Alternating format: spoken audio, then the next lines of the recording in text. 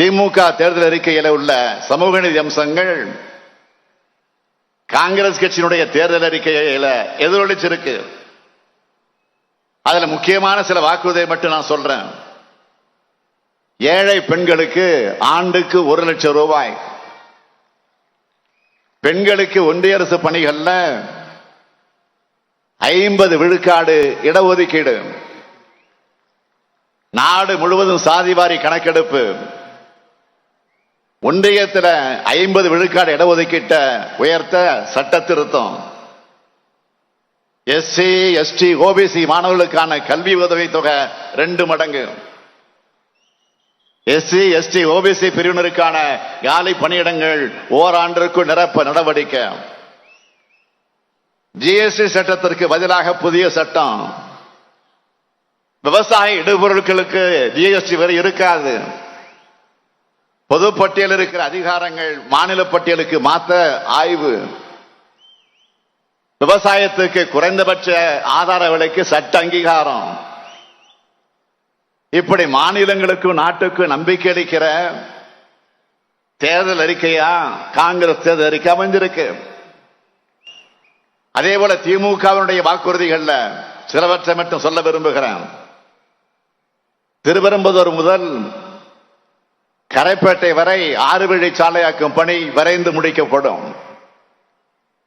அரக்கோணத்திலிருந்து செங்கல்பட்டுக்கு காஞ்சிபுரம் வழியாக செல்லும் ரயில் பாதை 2 வழி பாதையாக மாற்றப்படும். செங்கல்பட்டில் உள்ள ஒருங்கிணைந்த நோய் தடுப்பு மருந்து உற்பத்தி வளாகத்தை மேம்படுத்தி உற்பத்தி தொடங்க உரிய நடவடிக்கை. இதோடு பெட்ரோல் டீசல் கேஸ் விலை குறைக்கப்படும். சிறுபான்மையின மக்களுக்கான எதிரான சட்டங்கள் ரத்து செய்யப்படும். தொழிலாளர் விரோத சட்டங்களும் ஜிஎஸ்டி சட்டமும் சீர்திருத்தம் செய்யப்படும்.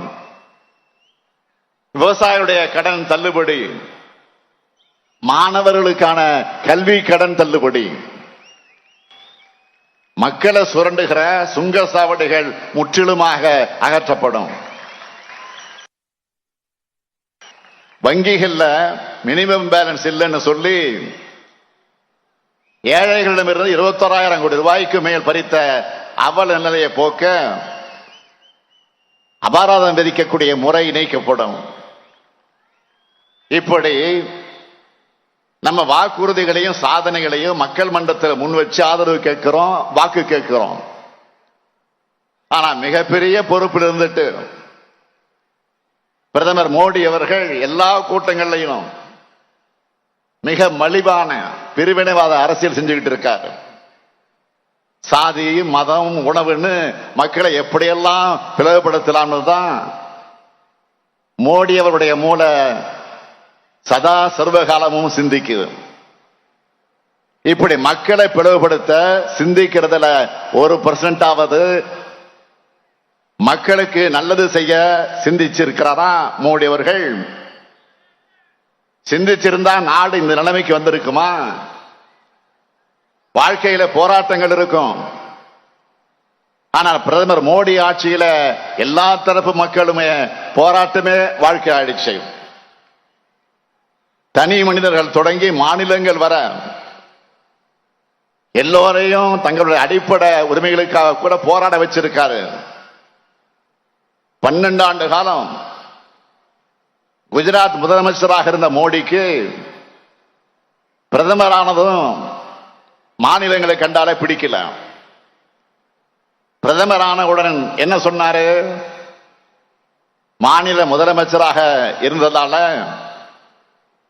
எனக்கு மாநிலங்களுடைய பிரச்சனைகள் தெரியும், தேசத்தின் பிரச்சனை தெரியும்னு சொன்னாரு. ஆனா என்ன பண்ணாரு? ஆளுநர்களை வச்சு மாநிலங்களுக்கு மிகப்பெரிய பிரச்சனையை கொடுக்கிறதே மோடி தான். ஒட்டுமொத்த தேசத்துக்கு பிரதமர் மோடி தான் மிகப்பெரிய பிரச்சனை.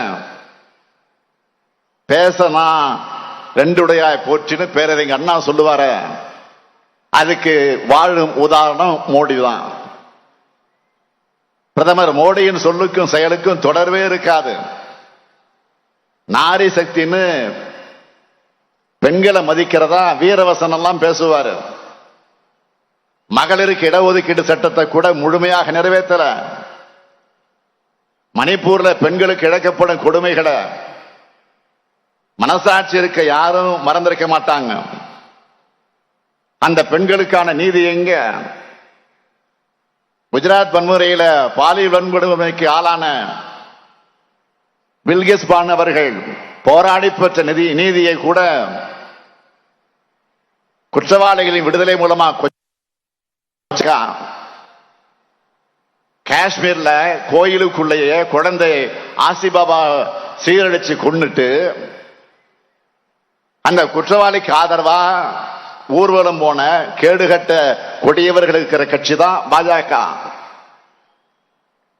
நாட்டுக்கு பெருமை தேடி தந்த மல்யுத்த வீராங்கனைகள் தங்களுக்கு நேர்ந்த கொடுமைகள் வெளி உலகத்துக்கு சொல்லி நியாயம் கேட்டப்பவும் குற்றம் சாட்டப்பட்டவங்களை காப்பாற்றினதுக்கு தான் பாஜக.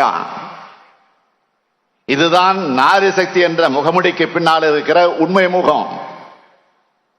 ஆனால் நம்ம திராவிட மாடல் ஆட்சியில பெண்களின் உரிமை மதிக்கப்படுகிறது. பெண்கள் முன்னேற்றத்திற்கான திட்டங்கள் செயல்படுத்தப்படுது. பெண்கள் ஓதுவார் ஆகியிருக்காங்க, அர்ச்சகர்களாக ஆகியிருக்காங்க. அதற்கு ஒரு படி மேலே போய் தமிழ்நாட்டோட புகழ்பெற்ற கோயிலான மதுரை மீனாட்சி அம்மன் கோயில் அறங்காவல் குழு தலைவரா மறைந்த முன்னாள் அமைச்சர் பழனிவேல்ராஜன் அவருடைய மனைவி ருக்மணி பழனிவேல்ராஜன் அவர்கள் நியமிக்கப்பட்டிருக்கிறாங்க. இப்படி முற்போக்கு சிந்தனைகளோட இன்றைக்கு முன்னேறிட்டு இருக்கக்கூடிய திராவிட மாடலை பார்த்தா அவங்களுக்கு கசக்கத்தான் செய்யும். அது மட்டுமல்ல, மோடி பிரதமரானவுடன் மாநிலங்களை சுத்தமா ஒழிச்சு கட்ட மறைமுகமா மிகப்பெரிய சதி திட்டம் தீட்டினவர் தான் மோடி. இதை இந்த தனிப்பட்ட ஸ்டாலின் சொல்லல, இந்தியா கூட்டணி தலைவர்கள் சொல்லல. மோடி அரசுல நிதி ஆயோக் தலைமை அதிகாரியாக இருக்க BVR சுப்பிரமணியமே சில மாதங்களுக்கு முன்னே அம்பலப்படுத்தினார. மோடி பிரதமர் ஆனதுமே மாநிலங்களுக்கு போற நிதியை எப்படி குறைக்கலாம், அதை ஒன்றிய அரசு எப்படி எடுத்துக்கலாம்னு மோடி சதித்திட்டம் தீட்டினதாக அவர் சொல்லி இருக்கிறார். இதுதான் மாநிலங்கள் மேல மோடிக்கு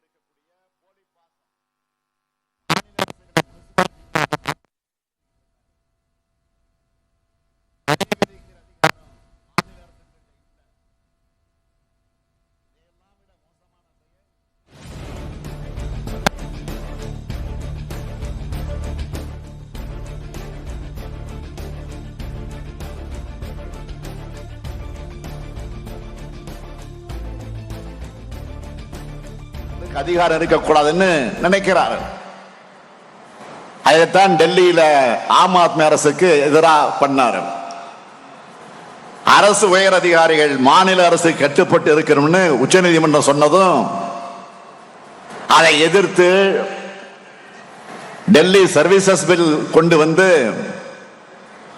மாநில அரசோட முக்கிய அதிகாரங்களை துணைநிலை ஆளுநர் என்ற நியமன பதவியில் இருக்கிற ஒருத்தருக்கு கொடுத்துட்டாரு. அது மட்டுமா, பிரதமர் ஆகிறதுக்கு முன்ன மாநிலங்களை பழிவாங்க மாட்டேன்னு சொன்னார் மோடி. ஆனா நாட்டில் என்ன நடந்துகிட்டு இருக்கு? எதிர்கட்சிகள் ஆளுகிற மாநிலங்கள்ல கூட்டணி முயற்சி எடுப்பார். முடியலன்னா அந்த கட்சிகளை உடைக்க பார்ப்பார். இல்லைன்னா அந்த கட்சிகளோட MLA-க்களை உதவிரம் பேசி விலைக்கு வாங்குவார். தன்னுடைய மிரட்டலுக்கும் உருட்டலுக்கும் பணியாத முதலமைச்சர்கள் மேல சகட்டு மேனிக்கு ஊழல் குற்றச்சாட்டு வைப்பார். CBI, IT, ED போன்ற அமைப்புகளை வச்சு தொல்லை பண்ணுவார். அப்பவும் அவங்க உறுதியா நின்னா அவங்களை கைது பண்ணி பழி வாங்குறதுல மும்முரமா இருக்காரு. பணிஞ்சிட்டா உடனே அவங்களை கைது பண்ணி பழி வாங்குறதுல மும்முரமா இருக்காரு. மோடியோட மிரட்டலுக்கு பணிஞ்சிட்டா உடனே made in BJP washing machine எடுத்து வெளுத்து சுத்தமாக்கி உலக யோகியதும் பட்டம் கொடுப்பார். வாஷிங் மிஷின் தெரியுமில்ல உங்களுக்கு, அது மேட் இன் பிஜேபி. இந்த லட்சணத்துல மாநிலங்கள் மேல் அக்கறை இருக்கிற மாதிரி நீலி கண்ணீர் வடிக்கிறாரு. இதே காஞ்சிபுரமும் சென்னையும் கடந்த டிசம்பர்ல வெள்ளத்துல சிக்கி தவிச்சப்போ அதுக்கு ₹1 ஒன்றிய அரசு நிவாரணமாக தந்ததா நானே நேர்ல போய் பிரதமர் மோடி கிட்ட கோரிக்கை வச்சேனே, இதோ தரேன்னு சொன்னார். தமிழ்நாட்டு எம்பிக்கள் எல்லாம் டிஆர் பாலு அவர்கள் தலைமையில் உள்துறை அமைச்சர் போய் சந்திச்சாங்க. அவரும் இதோ தரேன்னு சொன்னார். ஆனா இன்று வர நிதியே தரல. மாநில முதலமைச்சரான என்கிட்டே போய் சொன்னவர் தான் பிரதமர் மோடி. இப்ப நாம உச்ச நீதிமன்றம் போயிருக்கோம். இனியும் மாநில உரிமைகள் பற்றியோ கூட்டுறவு கூட்டாட்சி பற்றியோ பிரதமர் மோடி பேசலாமா? அவருக்கு அதற்கான தார்மீக உரிமை இருக்கா? நாம மட்டும் இல்ல, வளர்ச்சி பணிகளுக்கு கடன் வாங்க அனுமதிக்கணும்னு கேரள அரசு உச்ச நீதிமன்றத்தோட படியேறி இருக்கு. வறட்சி நிவாரணம் கேட்டு கர்நாடகம் வழக்கு தாக்கல் பண்ணியிருக்காங்க. இப்படி ஒவ்வொரு மாநிலத்தையும் நிதிக்காகவும் நீதிக்காகவும் கோர்ட்டுப்படி ஏற விட்டவர் தான் பிரதமர் மோடி.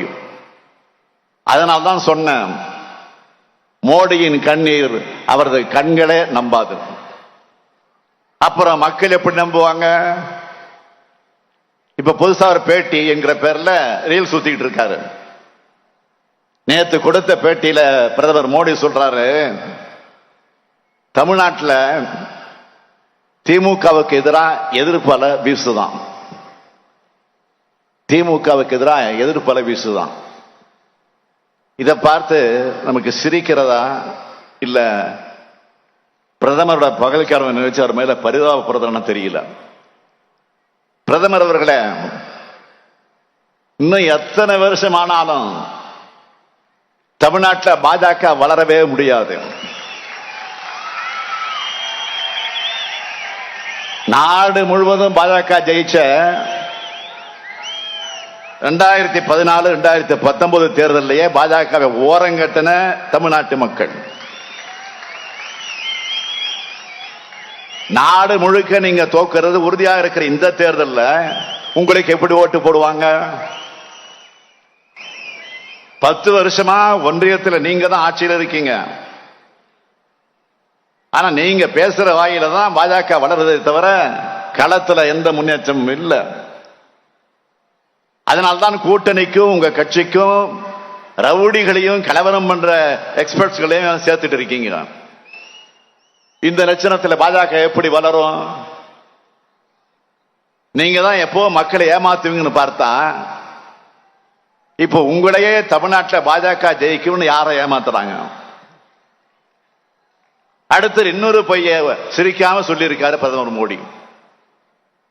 காசி தமிழ் சங்கத்துல உத்தரப்பிரதேசம் போன நம்ம மக்கள் அங்க நடந்திருக்கிற வளர்ச்சியை பார்த்து ஆச்சரியப்பட்டாங்களாம்.